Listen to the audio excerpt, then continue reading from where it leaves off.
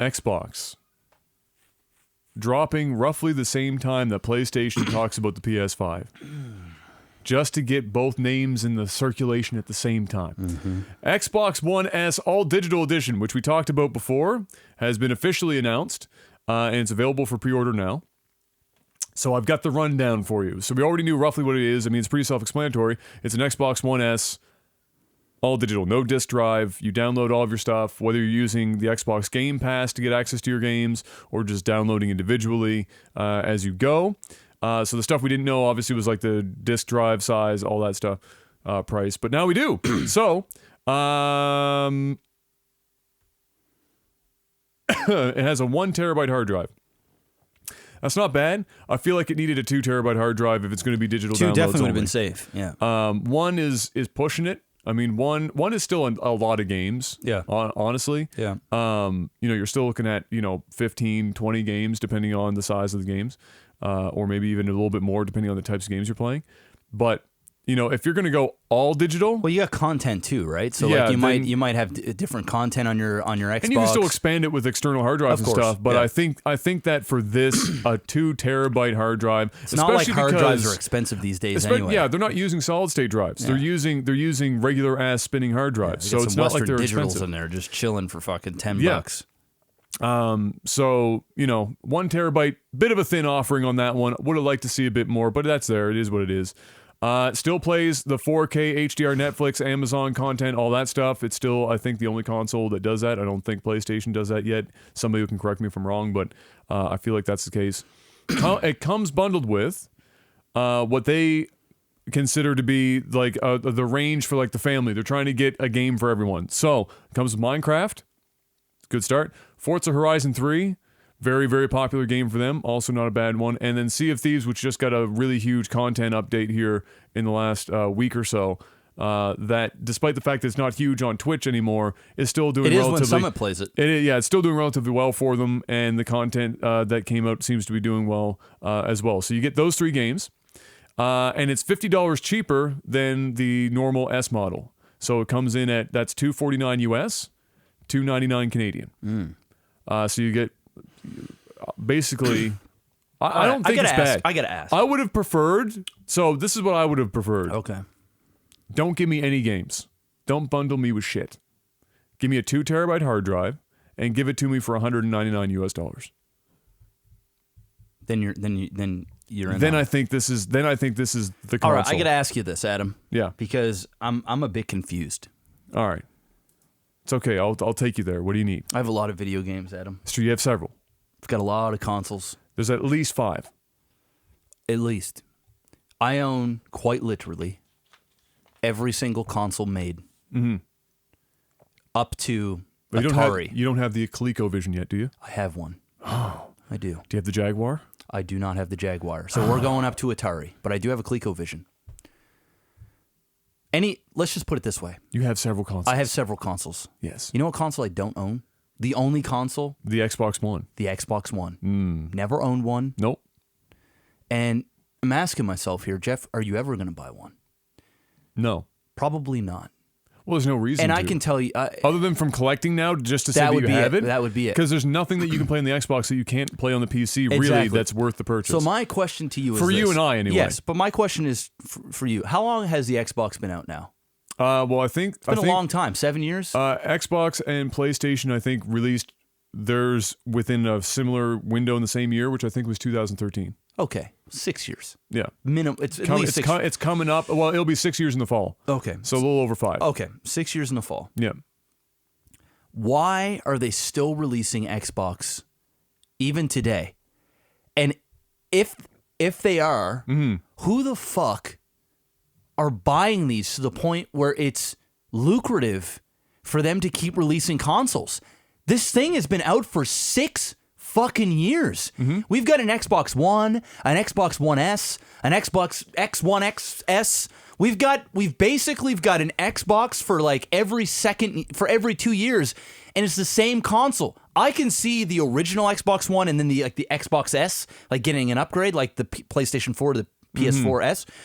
But who out there is buying this? Seriously, like So are people upgrading their X? They're going, you know what? This perfectly working Xbox with a disc drive. No, this isn't who that's for at all. Okay, right? well then, but who's left? So at this point, all right. So I guess I'll walk through the logic that I see with this. Okay. So when the Xbox One first released, it was probably the worst. It was the worst release that Xbox ever had for a console. All right. We already know that Don Matrick stuck his tiny micro dick in the company and fucked it in ways that only a micro dick could. They were playing catch up from day one, and it took them over half of the console's life cycle to this point to flip it to the point where people are even seeing it as a primary game device and not something else, right? So it took them a while to get to that point. The sales were bad for the Xbox One. They still ain't great. Really bad, and they're still not great, but they have been going up, and for these reasons. So the first good step they took was taking out the Kinect in the original Xbox One S bundle to drop the price, because nobody gave a fuck about the Kinect. And even if they did give a fuck, they still wanted the option as to whether or not they wanted to spend the extra $100 for the console with the Kinect. So they got rid of that. That was a great first step.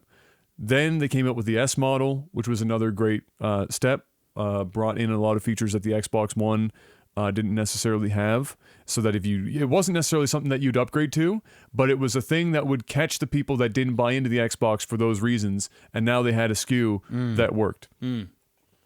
So that's the primary seller for them, is the Xbox One S by miles. The original Xbox, they're not out there trying to sell your Xbox anymore. That's been completely replaced by the Xbox One S, which is essentially where, in my opinion, the Xbox One really started. Like, that's what started, right? So anything that came before the S is a loss. It's whatever to them.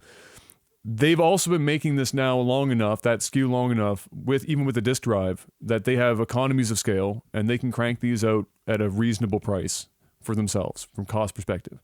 Taking the hard drive out is not hard, and the shell of the case, the only difference is they don't stamp out where the disk drive is. Everything else with the console is essentially the same. So it doesn't incur them any cost to do this, but it also opens them up to the market of people who have no interest in using the disk drive, reducing the cost even further to entice even more people to buy in, and then also be a way to try and gingerly push people in the direction of trying the Xbox Game Pass, which is, their service where you have, I think right now it's over 100 games. When you're in that on the monthly, you can download any of them at any point, play them as you want, et cetera, et cetera. PlayStation has their own version of that, whatnot. And then the Xbox One X is for the people that want the max. They have the money for it, first of all, because the console market is different than the PC market.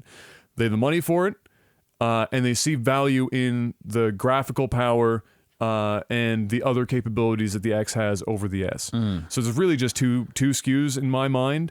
And when it comes to the S, it's just deciding whether or not you give a fuck about the drive, and if that $50 plus the bundled games that come with it, which is probably close to $100 value anyway, is value enough for you to have that. So that's the logic for me. And then as to who's still buying it, I mean, people were still buying the PlayStation 2 until, they canceled the production last year. Yeah, that almost has merit, because of the nostalgic feel of it, and sometimes and how shitty fucking games are these days. You just want to go back and play the old school shit. I get that, but they came. I mean, they came with. We're talking about a new Xbox coming within 2 years. Like a brand spanking new console. Yes, but it's going to right now, but that doesn't mean that there's still not 2 years of value that they can generate for people, because a lot of people aren't going to just jump on and buy a brand new Xbox when it comes out for $700, because that's what it's going to fucking cost. Maybe even $900 Canadian. That's what you're going to likely see in that new Xbox, $899. Two controllers and a game. Nope. I'm almost positive that's what you're going to see. Well, I mean, it's a hard no from me. So the market for a lot of people, especially not in North American markets necessarily, but other countries, lower income and what have you, where it might even be harder for them to get their hands on physical games and stuff, or where they have better internet and they just want that, the S makes sense with the discless drive or the discless console. I just can't get excited, but it's hard. But it's hard for me. I mean, I know it's not for me, but it's even think that somebody else could be excited about this announcement. It's like, it's just another Xbox, man. Except this one doesn't have it's like how. So for Microsoft, it doesn't cost them anything. I suppose. So it's just exposing themselves to an extended market. Okay. Where if people buy it, they buy it. If they don't, they okay. don't, and it doesn't cost Microsoft anything. In fact, it saves them money. Yeah. So there's that, and then to go along with this, you've got. They also, and this is why I mentioned the Game Pass as well. They're announcing that I think it was later on this year that they're updating the Game Pass, and that a lot of people were asking Microsoft, a lot of customers were saying, we're paying for Xbox Live Gold and we're paying for Game Pass. They're separate things, $10 each per month in the States, $9.99 a pop each, so $20 a month to have Xbox Live Gold and this, because for Xbox, if you want to have Game Pass and you want to play those games online, you still need to have Gold. So what you're saying, Adam, is they're going to start bundling. Well, they're merging them now into one thing if you want to do that. So you still have the option of just Game Pass. You still have the option of, to my knowledge, you still have the option of just Gold, but they're also going to have Game Pass, what they're calling Game Pass Ultimate, which is merging the two and saving full you Netflix. and saving you $5. So you're doing $14.99 a month. You get Gold, you get Game Pass, which is going to end up saving you on the year. I mean, it was like $60 or so a year, roughly. Not bad. Which is pretty good. Yeah. And I think that's wise. I think that's really good. I think that's going to convince more people to hop on. Not necessarily because, it's probably going to convince people that didn't want.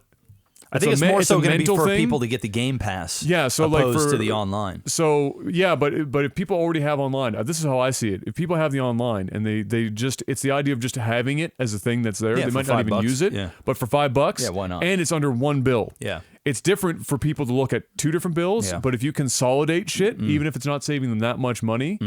And it's ultimately going to make the company more money, people will tend to buy into that shit. I agree. So I think it's a smart choice. It's something people asked for anyway. And so you're going to get that. And I think that's going to pair fairly well as a value proposition for people buying the this digital version of the Xbox One S. Okay. So there. Now it would have been cute if they said, okay, you know what we're going to do is we're going to give a free year membership or free 6 months instead of the those games. 3 games. Then better. Then we're talking better. Interesting. So right? Yeah, I could get behind a 2 terabyte. Yeah. Oh no, you know what? 1 terabyte with the Game Pass and the online. 1 year Game Pass. Yeah. $200. There you go. I think that's a deal. A deal that would make more sense to people because think about the used Xbox One S standard market is probably going to bring you in cheaper than $199. Oh, for sure. Or whatever, right? For sure. So I could buy an Xbox One S right now for probably about 150 Canadian. Yeah. So, you're up against the used market in that regard, right? Yeah. So I think that would have been a better value proposition. We'll see how it pans out for them. But again, it's not costing them really any money to do this. Nope. Necessarily. All right, so cool. There you go.